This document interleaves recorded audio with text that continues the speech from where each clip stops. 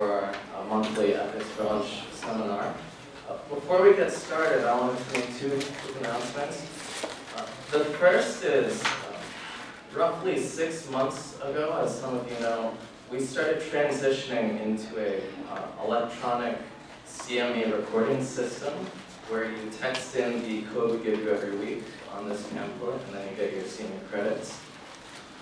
For the past 6 months, we've had a grace period where we still accepted the sign-in sheets, but this is actually going to be the last month we're offering a sign-up sheet. So if you haven't learned by now, we need you to start using this code. If you have any questions at all, please see me after the seminar. And then additionally, for next month's session, we're going to be meeting right next door in Chevy Chase Auditorium. And we would like all of you to arrive 15 minutes earlier because we don't allow food in the auditorium. So if you could arrive early, have your lunch outside in this middle room, and then join us for Joe Crease's talk. So thank you, and Cinderella.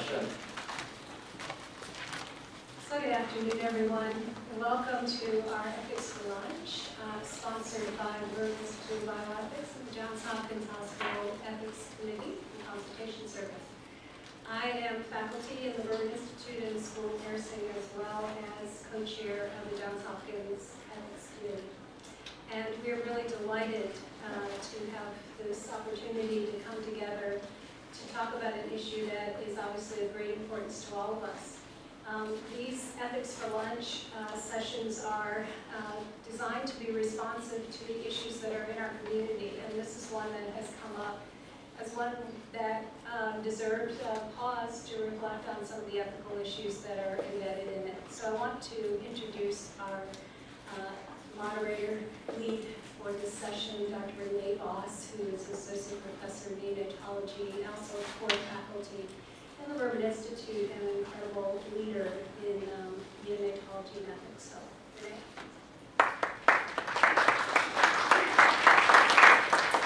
Hello, thanks everybody for coming. It's nice to see a nice full room. I also am aware that the acoustics in the back of this room are suboptimal. So can you guys hear me back there? Fine. Okay, feel free to raise your hand if I get distracted and it goes away, because I know it can be hard to hear back there.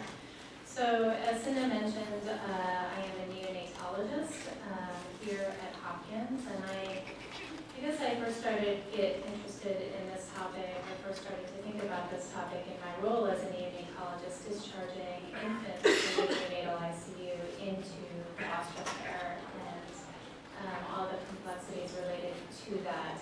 I'm very lucky to have with me today a number of other people who have a real breadth of experience related to medical decision-making for children in foster care. So Dr. Rachel Raj is here, right here, and she is a general pediatrician and has worked for a number of years as, let me see if I get this right, Rachel, as essentially the medical director for foster care for Baltimore City. She's had a number of other important roles, but that one's probably the most relevant here.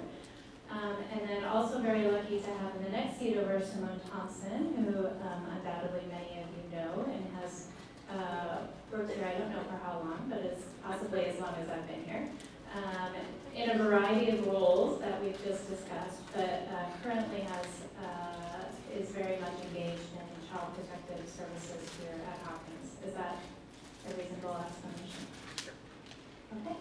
And Cinda has introduced herself, who has a long history of experience both in clinical pediatrics as well as on the ethics committee and hearing a number of these cases that are so vexing that they sort of escalate to the need for various other levels of support.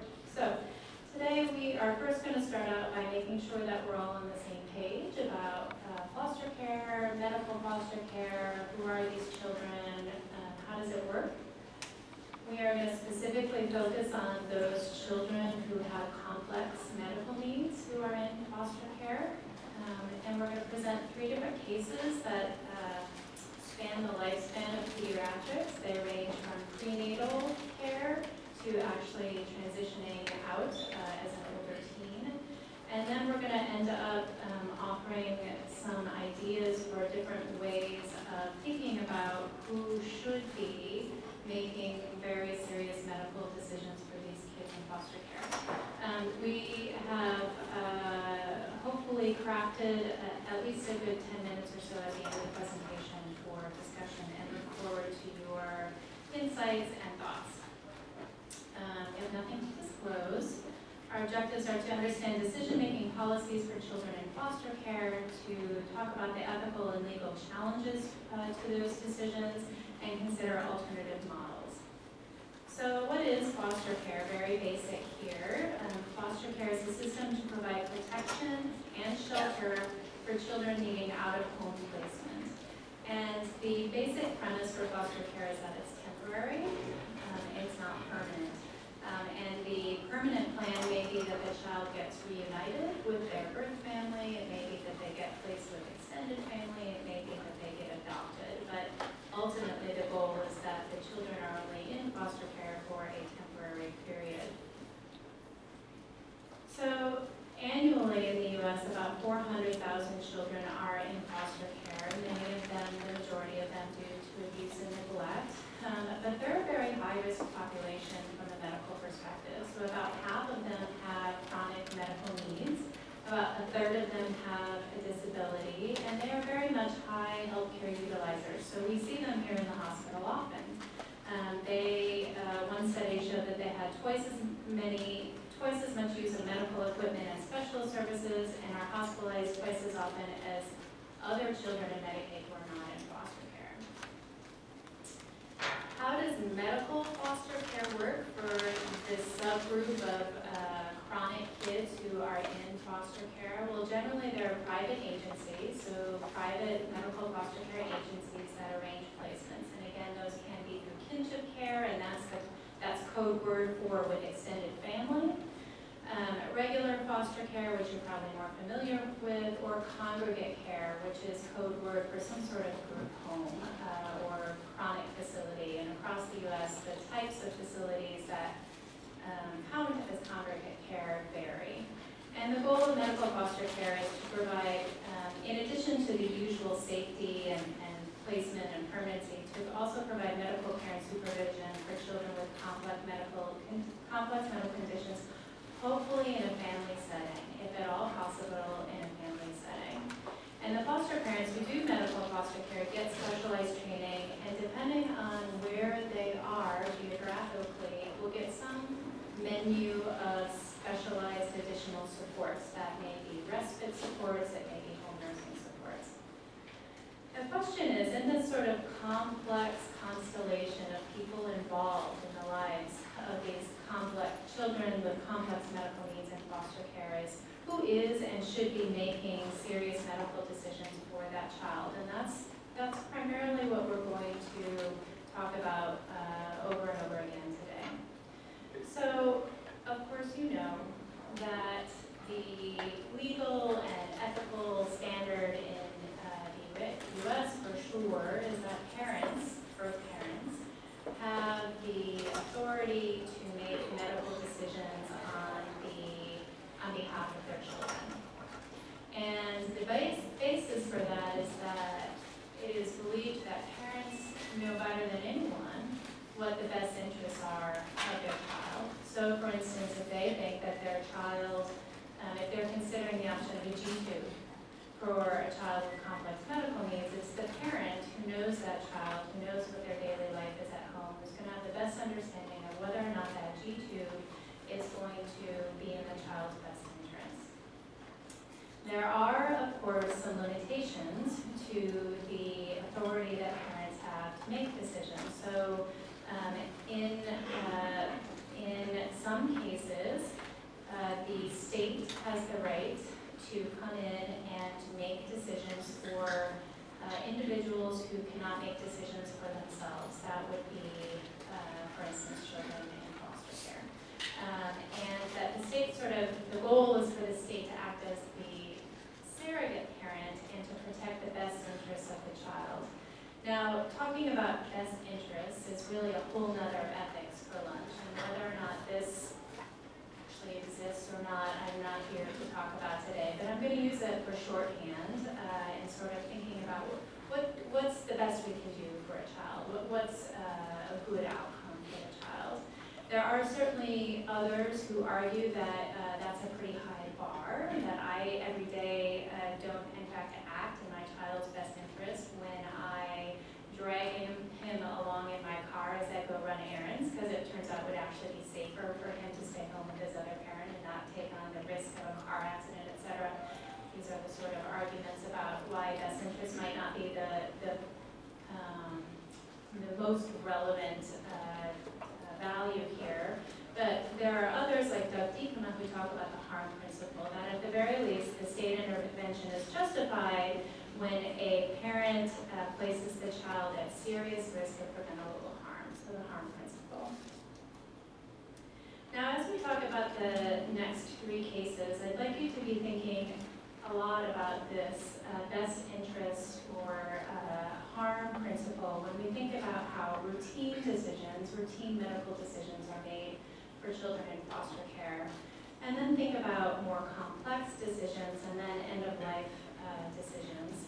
And thinking about who, in fact, are the most appropriate people to be making these judgments about whether something is in the best interest of a child. So just to highlight, who knows foster children best? Who spends the most time and has the most intimate knowledge of a child in foster care? I think that this, for me, is a very telling table. So as you can see on the left hand, we have the foster parent, in the middle the biological parent, and on the right the state or the agency. And it's the foster parent, in fact, who has the most day-to-day knowledge of the child. It's the foster parent who, in fact, is going to carry out whatever medical needs. So if we decide the kid's going to have a G-tube, or if somebody decides the kid's going to have a G-tube, it's the foster parent who's going to take care of that G-tube. It's the foster parent who's going to take the child to whatever follow-up appointments. It's the foster parent who decides when the kid is sick. So when the kid wakes up in the middle of the night and isn't quite right, it's the foster parent who decides, does the kid need to go to the ER, does the kid need to be seen again? The foster parent who is the central communicator in many situations amongst the agency and medical team. It's the foster parent who provides a lot of the quality of life for these children, who engages them in their family and cares for them and loves them. And then there's the notable missing box at the bottom, where the foster parent is often not involved, and that's for serious medical decisions. And as you can see, in contrast to the biologic parent's roles, the biologic parent may have nothing to do with any of the other things that I just mentioned, and yet retain substantial decision-making authority for the child. And then the state has different roles in different situations. So this is all preamble to helping us think through, as we're making these decisions for these children who are in foster care, we're not only thinking about the risks and benefits, we're thinking about the long-term prognosis, the quality of life, the goals of care. And it's important for us to distinguish, or at least I would propose it's important for us to distinguish, not just who has the legal authority to make these very serious medical decisions for these children, but what I'm going to call the moral authority to make these decisions. So, case one. This is a prenatal case. A 30-year-old female arrives to our hospital. She's pregnant at 30 weeks gestation. She has a history of 2 prior infant deaths due to serious brain malformations. An ultrasound done when she arrives to care at 30 weeks shows that this infant, this fetus, has hydranencephaly, and prenatal testing suggests that this baby has exactly the same genetic mutation, the same lethal mutation that the other 2 babies had. When it's become clear that this fetus is affected with this genetic syndrome, and that means that this infant will have a very short lifespan, prenatal hospice is offered to the parents, parents, but they decline. The parents are unmarried, and this pregnancy was unplanned. Both parents have mental illness and have a long history of polysubstance abuse and have unstable housing. And when the prenatal clinicians become involved in her care, it seems likely to them that they will not be able to take care of a medically complex child. The infant's born, they named him Chase, and an MRI done soon after birth confirmed in fact that this was the diagnosis. He has seizures that are difficult and ultimately really unable to be controlled, so he's on multiple medications but still has lots of breakthrough seizures. And he cannot PO feed, so he needs help getting fluid and nutrition, but he does breathe perfectly fine on his own. When it comes time, when we've gathered all this information and it comes time to make a treatment recommendation, the neonatal ICU team recommends palliative care alone. The parents request a surgical feeding tube to be placed in the baby because they say that this is what will help them take him home. Now, I've already told you that we've suspected for a couple of months already that this family is not going to take him home, that their existing social context, as well as more information that we have gathered during their weeks now in the hospital, is that foster care is probably the most likely outcome for the baby. But the way that it works in Maryland is that the state will not intervene for a baby until the baby essentially is ready for discharge. So if there are parents that are available and are participating in decisions to whatever quality that participation is, the state essentially will not come in and take guardianship, nor will they even come to the table to help to make medical decisions. So Chase gets his feeding tube, and a few weeks later he's ready for hospital discharge. At that time, the state takes guardianship because they decide that the parents can't take care of his medical needs. He is placed with a foster family, and his parents retain the right to make serious medical decisions for him.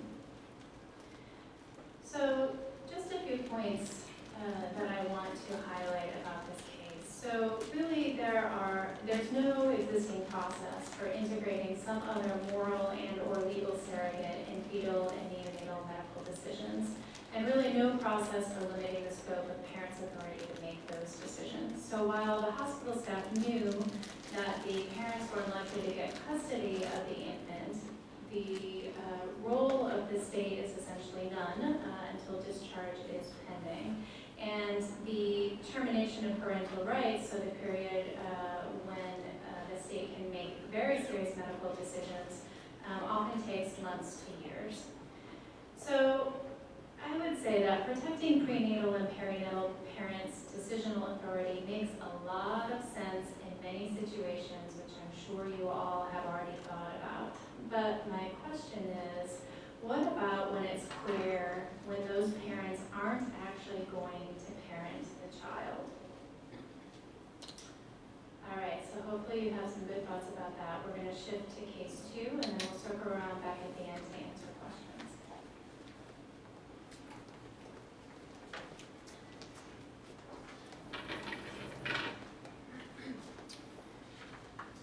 Thank you. My name is Simone Thompson. As Renee mentioned, I'm involved with Child Protective Services, so to speak, here at the hospital. I'm the Child Protection Team Coordinator, so serve as a liaison between the hospital, various medical teams, and outside investigators, be that Child Protective Services, law enforcement, the state's attorney's office, other entities that are involved when there's concern for child safety. And there we go. Okay, so the case that I'll present is one that I followed during the course of multiple inpatient stays when the child was about 5 years old. She had been conceived by a couple that was married at the time. It was their second pregnancy. Mother reported that she had been very excited to learn that she was pregnant, as they had had a prior miscarriage. That fetus had been diagnosed with multiple congenital anomalies, and when mother presented for care, unfortunately already at about 20 weeks, initial ultrasound showed concern for there being malformations with likely Dandy-Walker syndrome. Mom reported concern that there had been a history of domestic violence, and in fact presented to the hospital at 29 weeks because of an incident where father had assaulted her. She had fallen to the floor and started to have severe abdominal and back pain. The fetal ultrasound was concerning, and she went for an immediate C-section. The baby ended up having not only Dandy-Walker syndrome, but myriad other anomalies for microcolon, problems with multiple of her abdominal organs, and then complications that are consistent with prematurity, because the baby was born early, also ended up with problems with her retina, with her lungs, and with with reflux. She was in hospital for a total between the NICU, step-down unit, and rehab, a total of 7 months. Mom was present at the bedside for the majority of that, with breaks to go home and take care of personal needs. Father had been arrested and incarcerated for a brief time because of the assault that occurred immediately preceding the birth. During the course of the child's rehab stay, she established outpatient care with the providers that had consulted during her NICU course, and in fact I think saw the majority of our subspecialists. Was involved with ophthalmology, orthopedics, ear, nose, and throat specialists, pulmonology, GI, surgery. She had the placement of a surgical G-tube and a Nissen because of the reflux, neurology because of her brain malformation, nephrology, and then genetics given her diagnoses.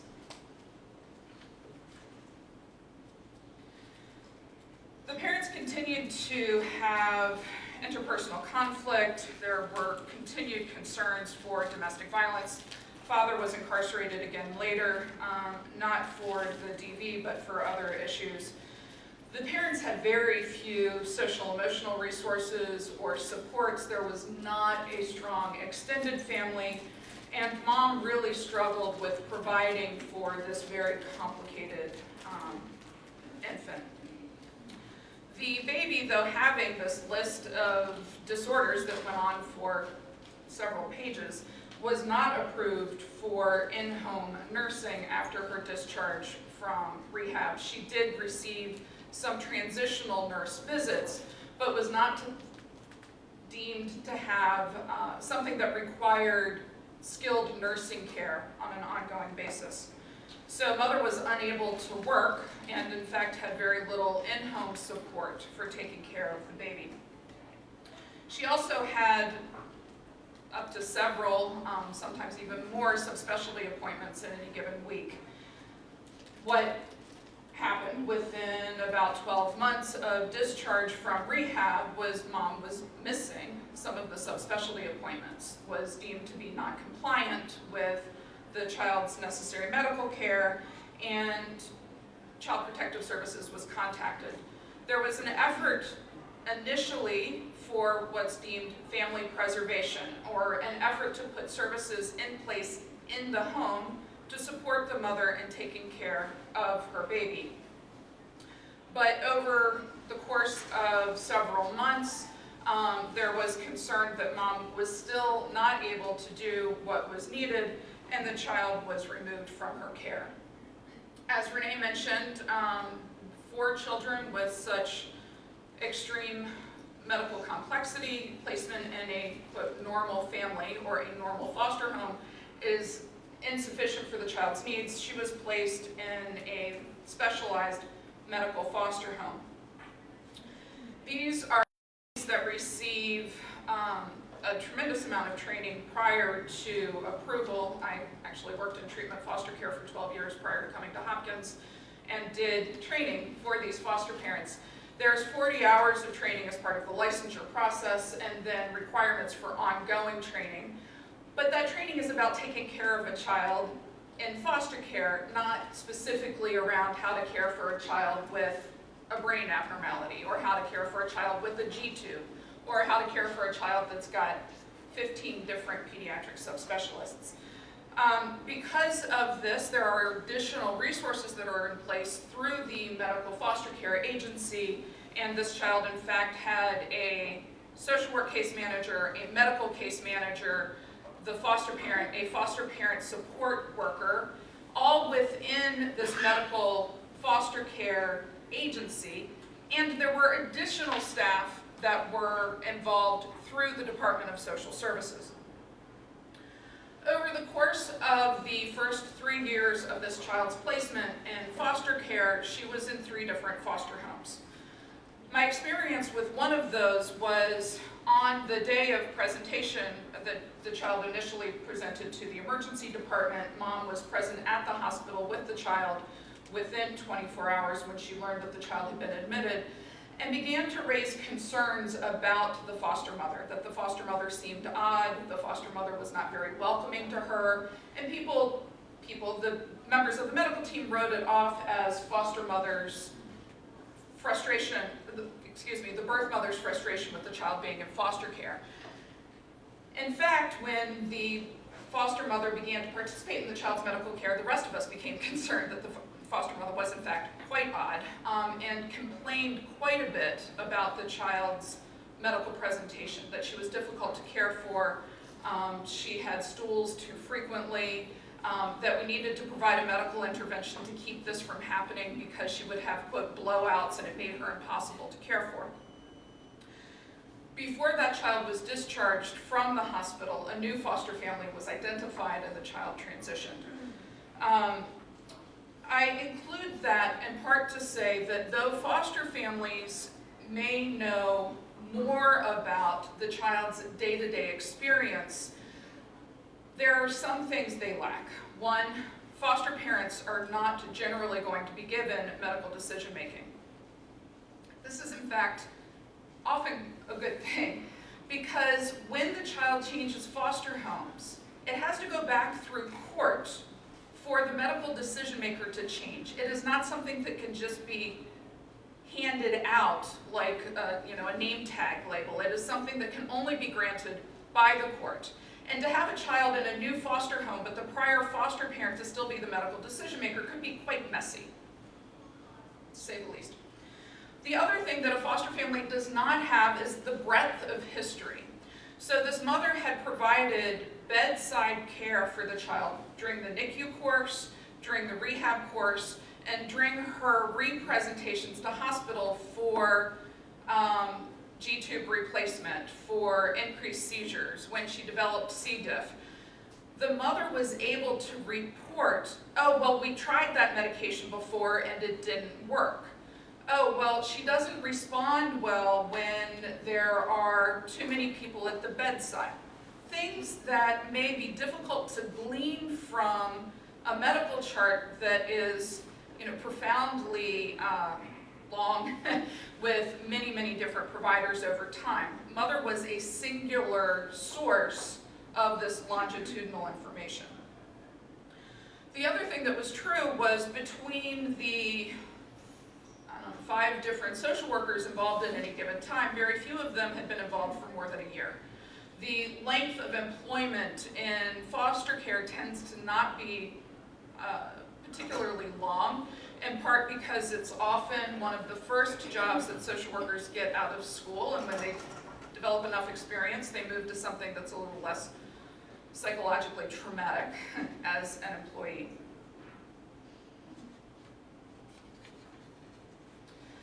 expressed frustration during the course of conversations that we had that the foster families were able to receive so many more supports than she had been able to receive when she herself was taking care of the child. She said, you know, if I got a monthly stipend for my child being in my care, then maybe it would be easier for me too. I'd be able to go to the store. I'd be able to, I don't know, maybe even get a job if I had some money coming in to pay for childcare. I can't get a break ever. The foster parent has planned respite at least twice a month. Why can somebody that's not related to my child be paid to take care of her, and I can't get that help to take care of her myself? The mother was unable to do the things, though, that were required of her in order for the child to be reunified. I'll admit that as a social worker for the hospital, I was not privy to what all of those things were. The mother's involvement with the Department of Social Services is still confidential in the sense of it is a need-to-know situation where the department shares information with the medical providers as is needed to meet the child's medical needs. But to what degree is a parent-specific mental health diagnoses, specific drug abuse history, something that we need to know in order to provide the child's medical care? It's specific to the case, but oftentimes we did not have that specific information. The child's mother was actively involved. When she knew that the child was having an MRI, she would arrive, she would be present, she would wait for the child to be discharged from, not discharged, but stepped out of MRI to recovery and be there to help the child transition from sedation. She was present at the bedside whenever the child was, not whenever the child was admitted. It became a little more sporadic. So initially she was there for every hospitalization. After the first 2 years, it was a little less predictable. Because the mom was involved, because she was an advocate, because she did have knowledge of her child and an interest in remaining involved, the agency did not pursue termination of parental rights. If they had pursued TPR, the mother would not have been allowed to have contact with the child after that. So pros and cons of a parent, a biological parent, or other, in some instances, other legal entities that are given full guardianship, is that a bio parent remains consistent over time. That sounds a little silly, but the people that you were born to remain the people you were born to, even if you go off and live with someone else.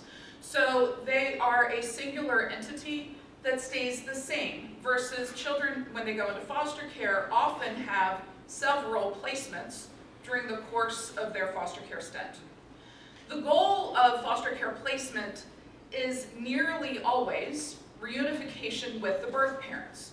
So though the birth parent may not have the day-to-day knowledge of that child's progress while in foster care, having the parent involved in the decision-making and knowledge of, so for instance, the example Renee gave of a child having a G-tube placed. Yes, the foster parent will be the one providing the care for that G-tube initially, but if the goal is for the child to return to the parent's care, then they need to also be involved in the decision for placement of the tube, training in how to take care of it, and understanding how things are progressing over time while the child is in foster care. However, when the child is in a foster home, again, the parent won't be knowledgeable of the day-to-day minutia. And that day-to-day minutia can be very important in deciding what that child needs in that moment. Parents may not be readily available, so often when we have kids that are in care and the parent is the primary decision maker, attempts are made to reach them, phone numbers have changed, addresses have changed. They may not know the child's in hospital. Being able to find them in order to engage them in that decision making can be difficult and time consuming. and we've got a child in care, surgery slated for tomorrow, we need to get this done now. And so having DSS as the backup ends up becoming the default in many cases. Parental involvement also makes people nervous. We don't know perhaps why the child went into care. The parent may be hostile towards social workers or medical providers in part because of their past experience. It may be that the medical institution is perceived as the reason why the child went into care to begin with. Oh, you all are the ones who made the report, so of course you don't want me there. So there's a tension that is easier to not have to deal with, quite honestly. The other thing that I'll point out is that children in foster care have an overrepresentation of a high level of medical need, but I think that it's frequently hard to tease out why which issue led to which result. So children with high levels of need, whether it's medical, behavioral, emotional, are at higher risk of physical abuse. They're difficult to care for, their parents can become frustrated, and so those children are more likely to be injured. On the other hand, children with high levels of medical need or psychological need are more likely to have more professionals involved in their care, professionals who are then mandated reporters if there's concern for abuse. So if a child's at 5 or 6 medical appointments over the course of a couple of weeks, you then have at least 5 or 6 providers who see that child and if have concerns, maybe calling Child Protective Services. So the risk of agency involvement has also then gone up. TPR, as Renee mentioned, is not sought immediately upon a child's presentation to foster care. In fact, it is not until the child has been in care for close to 2 years that it's generally considered. So for the majority of our kids that we're involved with, they in fact have not had TPR. It's a very small minority. Dr. Dodge?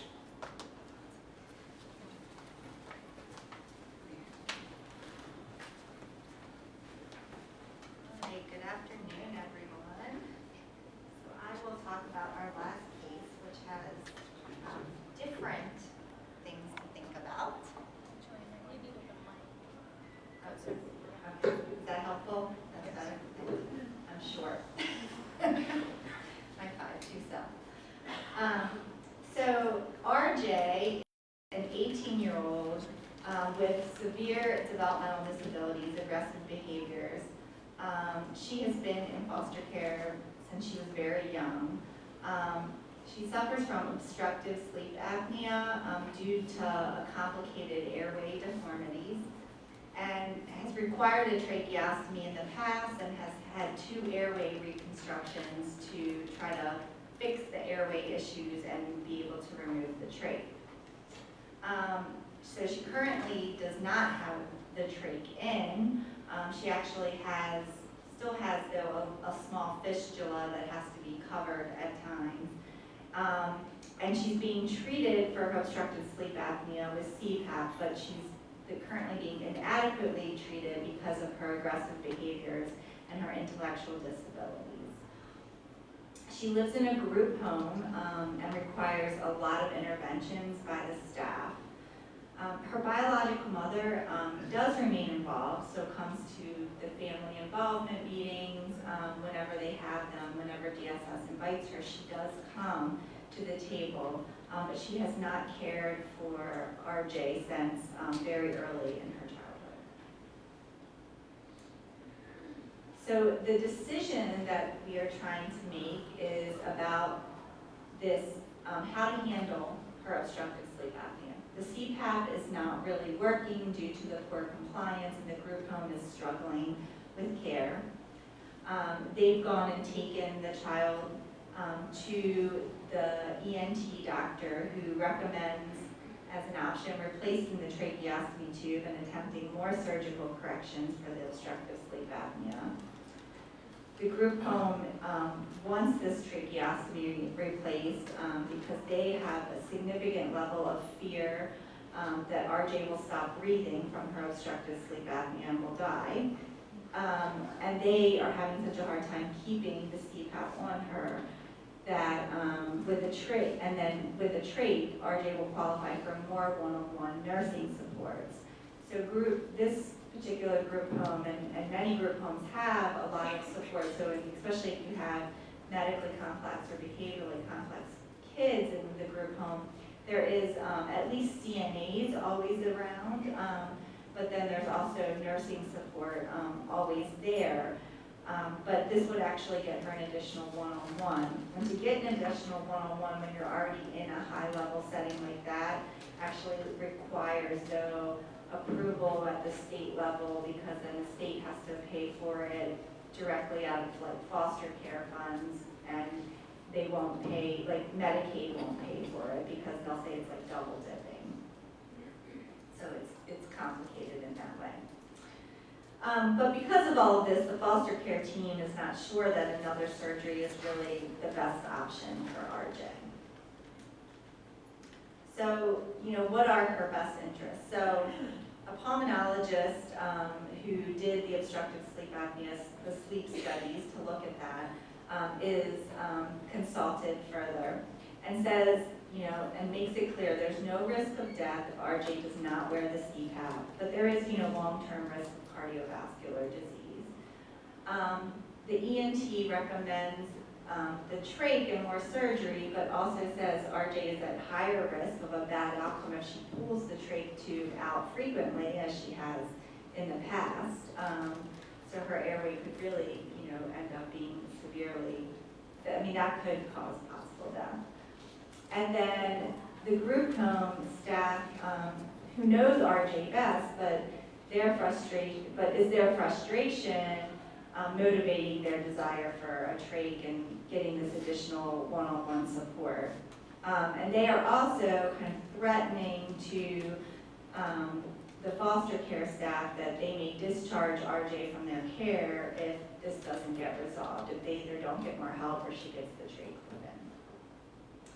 The biologic mother is involved, but the biological mother has significant intellectual disabilities and really does not have the capacity to make these type of decisions for RJ. She doesn't really understand all of it, which has been known for years, even though she continues to be around. So who should decide on this trach surgery? There's the foster care team, or the DSS social work team, who has the legal authority to make this decision as she's in their care and custody. Of course, she's 18, but she can't make this decision herself because she has severe intellectual disabilities.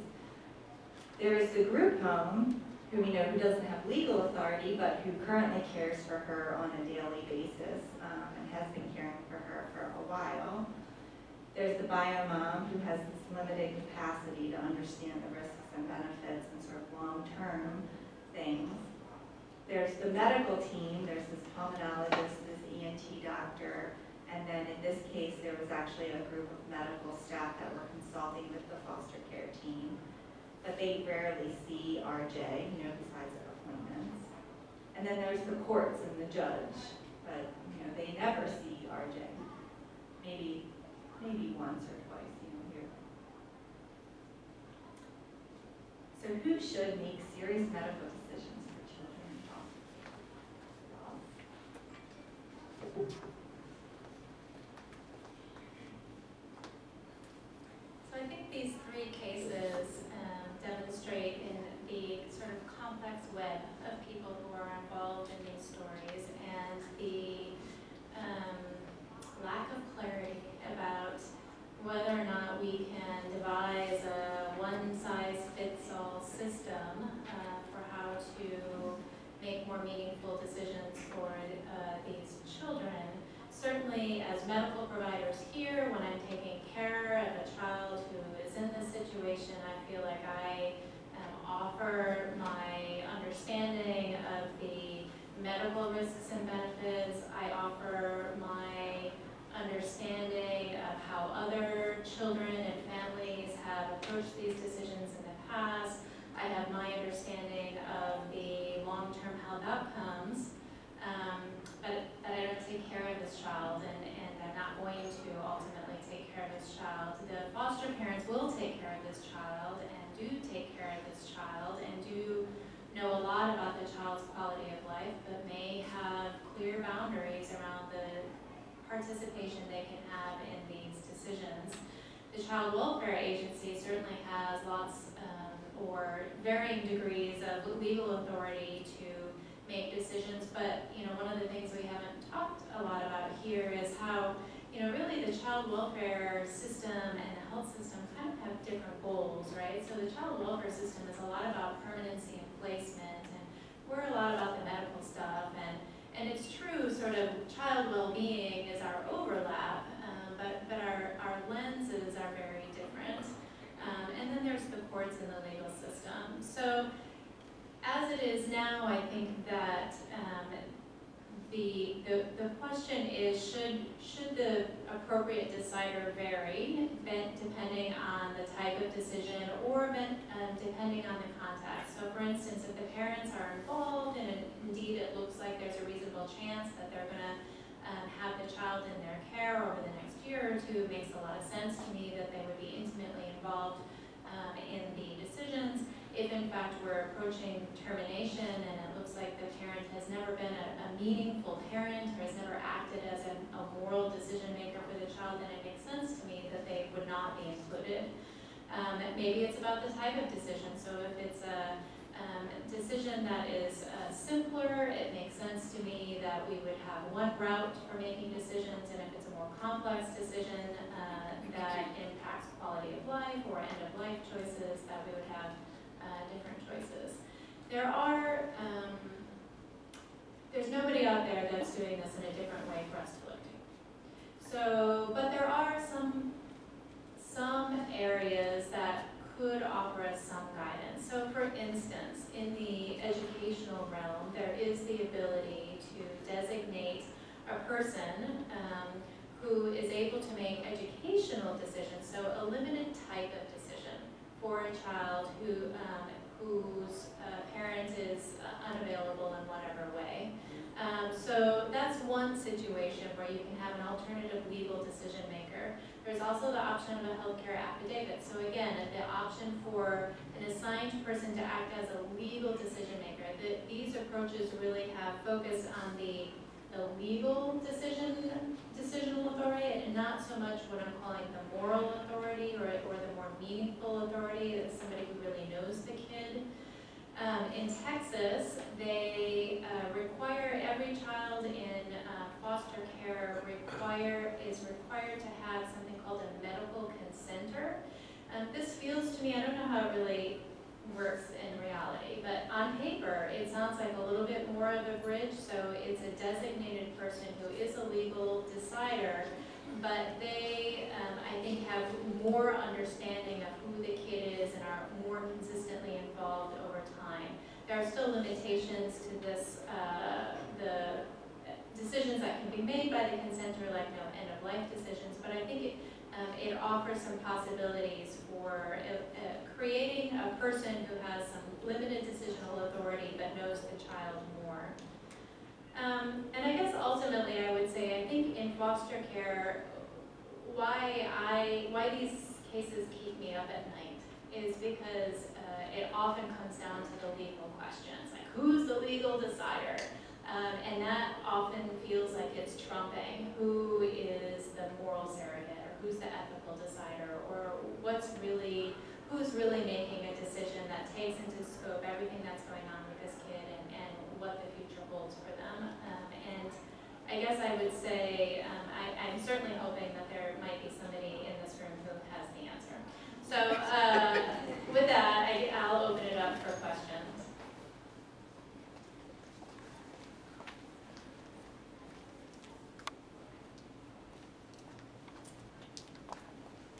Nobody else have a nice solution?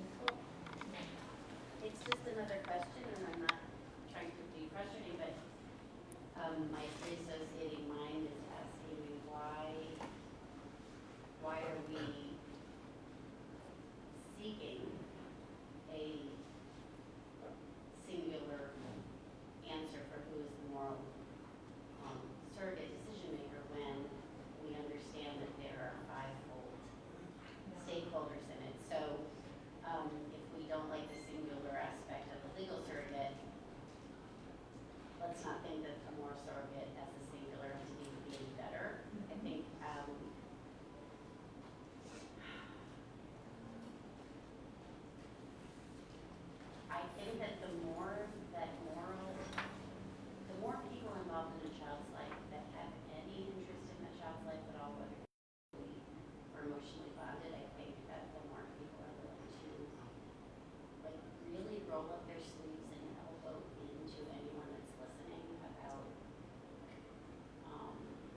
why they love the child, why they believe the child needs what they're saying they really need. I think that if people would just maybe be more freed up to say, this is what I want for this child who I have life involvement in. I wonder if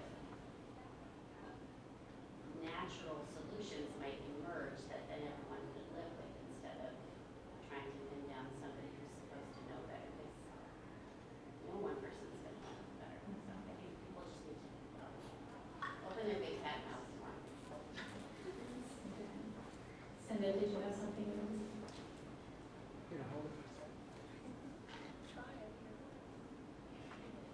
So I just wanted to add another piece to that puzzle. In the past, there has been a role for ethics consultation in these cases, particularly around issues that are focused on end-of-life decisions. And for some years, we worked very closely with the DHS attorney who was representing DHS in these cases to work together to create a procedural safeguard. And one of those procedural safeguards was ethics committee review. So for example, when a case would come forward, he would often contact us asking for a formal consultation about the ethical permissibility of the decision that could lead to death. And we saw that as an opportunity to create, not just one solution, and it wasn't the be-all and end-all, but it was perceived as being helpful because the decision would ultimately need to go to the court. And by having ethics consultation as a part of that process, created another layer of procedural safeguard, of another view on the case with a formal recommendation about the ethical permissibility. So I think there may be ways for us to think about our own process and, when is the right time to involve who, and what are those different roles that many stakeholders might play in creating that full picture of, what is in the best interest of this child. One of the worries that we have is because this is so complex, in one way it creates an injustice for these children, because if they were in a situation where their bonded parent is involved, it's likely that they would be asking questions about the scope of their treatment, perhaps before we, sort of allow the process to unfold. And because it's so difficult, it may be that we don't ask those questions as early as we might for other children. So I think there is that risk that they may in fact be not given the opportunity to benefit from perhaps limitations on their care that would be appropriate and permissible because there isn't one person to speak to make decisions.